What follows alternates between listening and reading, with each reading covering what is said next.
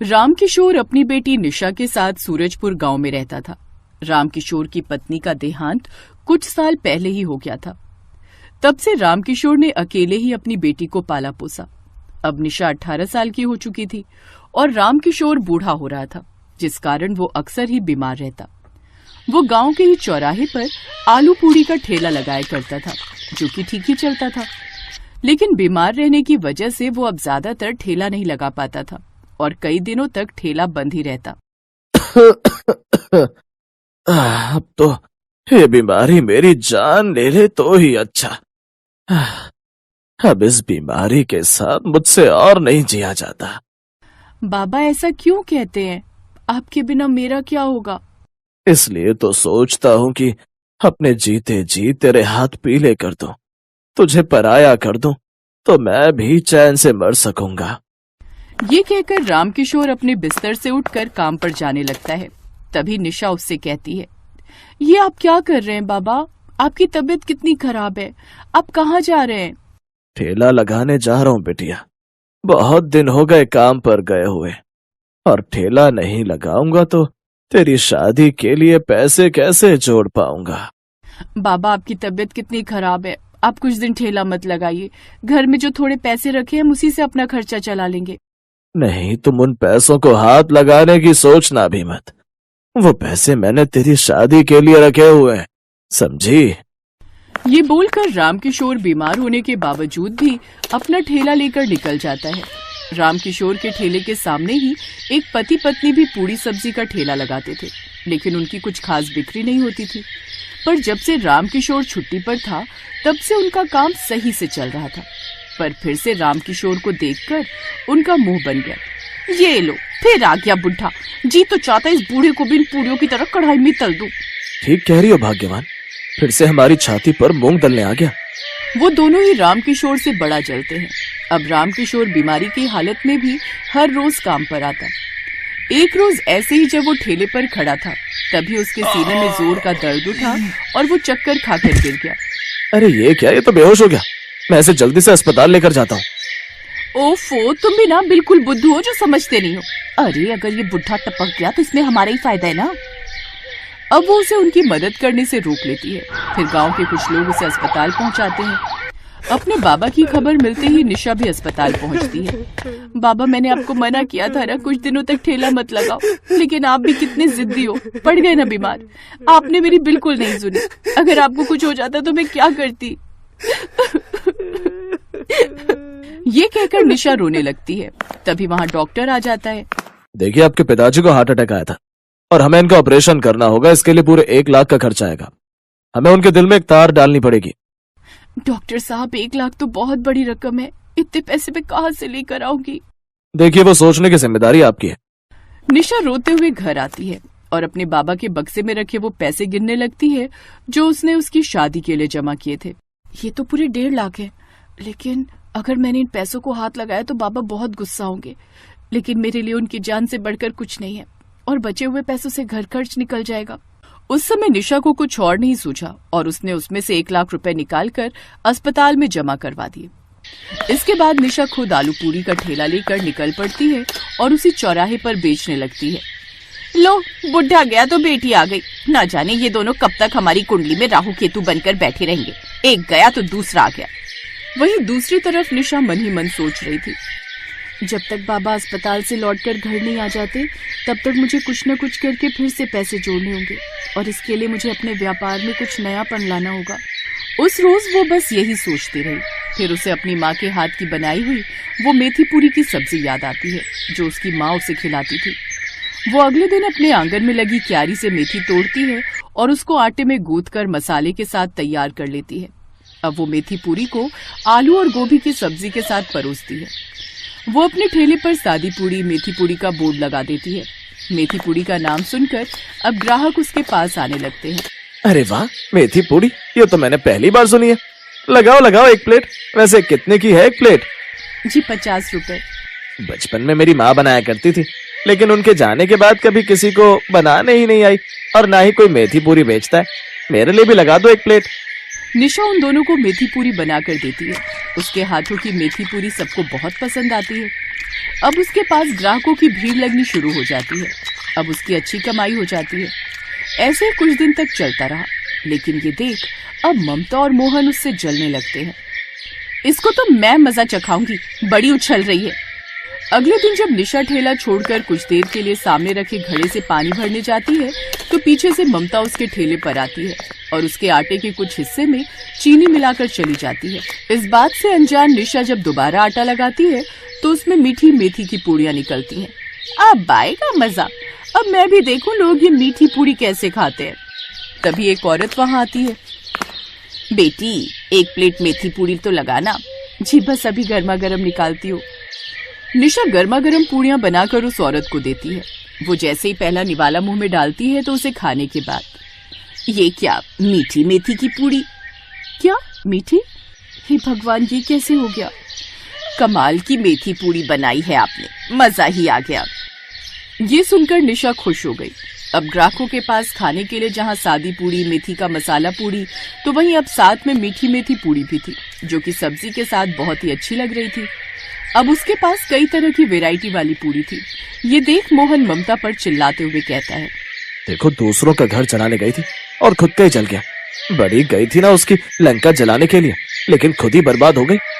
अब मुझे क्या पता था लोगों को ये इतनी पसंद आएगी। अब वो दोनों भी मेथी की मसाले वाली और मीठी पूड़ी बनाकर बेचते हैं, लेकिन लोगों को जो स्वाद निशा की पूड़ियों में मिलता था वो उनकी पूड़ियों में नहीं मिला, जिस कारण अब उनकी बिक्री नहीं होती और वो अपना ठेला बंद करके वहां से चले जाते हैं। निशा अब खूब कमाई करती है। कुछ दिनों बाद रामकिशोर भी अस्पताल से पूरी तरह ठीक होकर घर आ जाता है और अपनी बेटी की इतनी सफलता देख बहुत खुश होता है। दीनापुर नाम के एक गांव में आशा नाम की एक बूढ़ी औरत रहती थी, जो कि बहुत ही खड़ूस थी।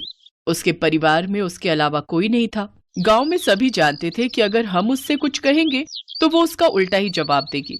बुढ़ापे की दहलीज पर होने की वजह से उसमें खूब गुस्सा भर गया था और वो लोगों पर खूब चिल्लाती थी। लेकिन आशा देवी खाना बड़ा ही स्वादिष्ट बनाती थी। उसके खाने की खुशबू सबको उसके घर की ओर खींच लाती थी। एक रोज, अरे वाह, इस मटर पनीर में से बड़ी ही अच्छी खुशबू आ रही है।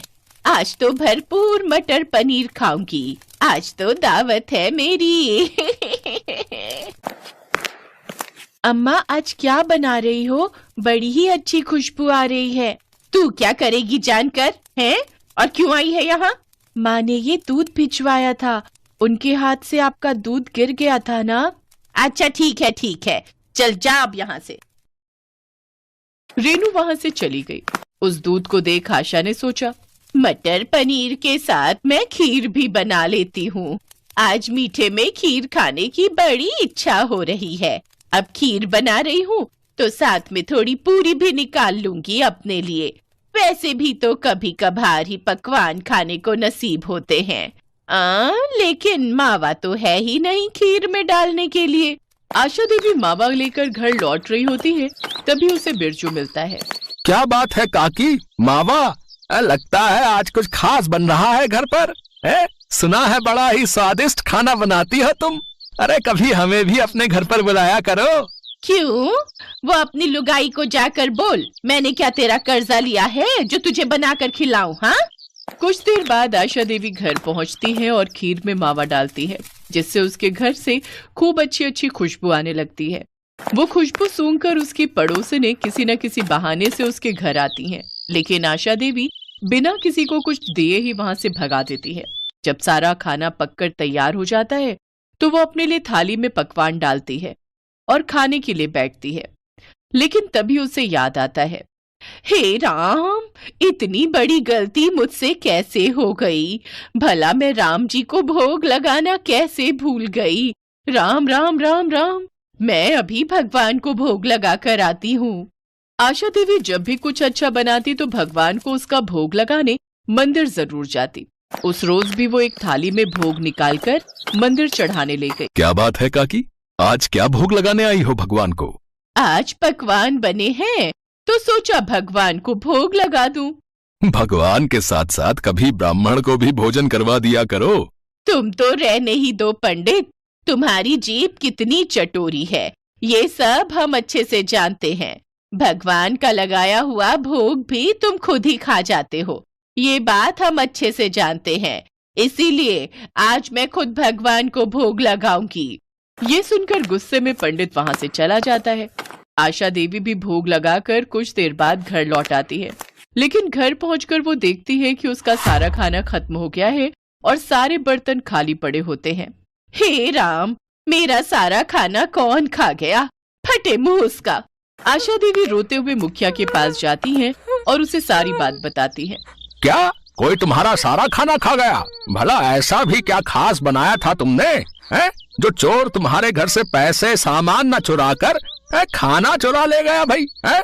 मुझे पता होता कोई मेरा खाना चुरा लेगा तो मैं तो पहले ही रसोई में ताला लगा जाती। मुखिया उसको आश्वासन देता है कि वो जल्द ही उस चोर को ढूंढ निकालेगा। घर आकर आशा देवी भूखे पेट ही सो गई। अगले दिन मुखिया उस बुढ़िया के पास आया और कहने लगा, आज तुम फिर वही खाना बनाना जो तुमने कल बनाया था, अच्छा? और ठीक वही चीजें दोहराओ जो कल दोहराई थी। जिसने भी चोरी की होगी वो फिर उसे खाने आएगा। हाँ, लेकिन मुझ बुढ़िया के पास अब उतने पैसे नहीं हैं। अरे ये लो पैसे रखो और अब वही करो जैसा मैं कहता हूँ, समझी? आशा देवी फिर से वही सब पकवान बनाती है और आज के पकवान की खुशबू तो कल से भी ज्यादा अच्छी थी। धीरे धीरे वही सब गांव वाले आशा देवी के घर के बाहर इकट्ठा हो गए और आशा देवी ने फिर से सबको भगा दिया और पकवान बनाने के बाद फिर से भगवान को भोग लगाने मंदिर चली गई। हे प्रभु, कल तो तुमने मेरे खाने की रक्षा नहीं की, लेकिन आज तुम उस चोर को पकड़वाने में हमारी मदद करना। मंदिर में आशा देवी भगवान से प्रार्थना कर रही होती है कि तभी दूसरी तरफ चोर मुंह छुपाए आशा देवी के घर में घुस आता है। फिर जैसे ही उसने खाना शुरू किया वैसे ही मुखिया ने उसे दबोच लिया। तभी आशा देवी भी मंदिर से आ गई।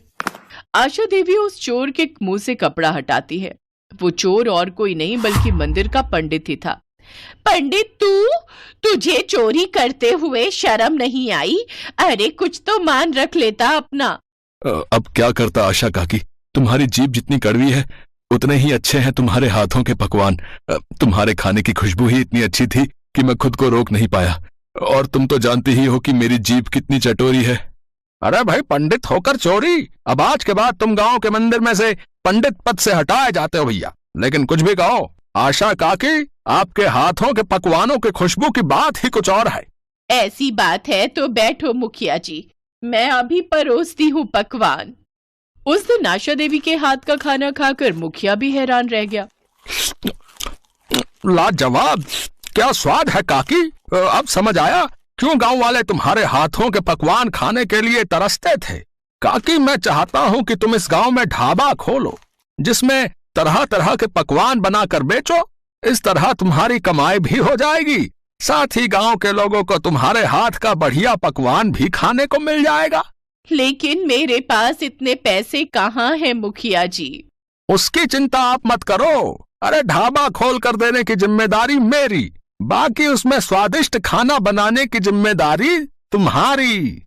इसके बाद गांव में गरीब बुढ़िया की रसोई के नाम से एक ढाबा खुलता है जिसमें वो गरीब बुढ़िया स्वादिष्ट खाना बनाकर बेचती है।